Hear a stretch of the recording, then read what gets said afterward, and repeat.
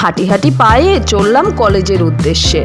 কলেজে গিয়ে সমস্ত রকম কাজ করব, খিদে পাবে না তা হতে পারে? আমাদের ক্যান্টিনে জানো তো খুব ভালো ভালো খাবার পাওয়া যায়।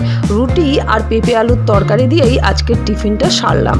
বাড়িতে যেই না আসা দেখি মায়ের হাতের তৈরি চাউমিন কিন্তু হাজির। এই রেসিপিটাও কিন্তু চ্যানেলে দেওয়া আছে। আজকে যেন আমাকে খাওয়া রোগে পেয়েছে। নেমেই খেয়ে নিলাম একটা চটপটি। কার কার চটপটি পছন্দ কমেন্ট করে বলো তো।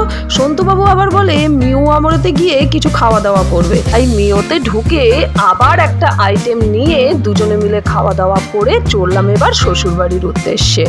সন্তুবাবুর মাথায় কি ভূত চেপেছে জানি না, ওর নাকি দত্তফুলিয়াতে কাজ আছে। আমাকেও নিয়ে গিয়ে আবার এক প্লেট চাউমিন আর ফুচকার দোকানের সামনে দাঁড়িয়ে থাকা যায়, তাই 10 টাকার ফুচকা খেয়ে ফেরার সময় কাবাব নিয়ে আস্তে আস্তে ফেরা। এখানেই শেষ নয়, এখনো আছে শেষ পাতে মিষ্টি। সাবস্ক্রাইব।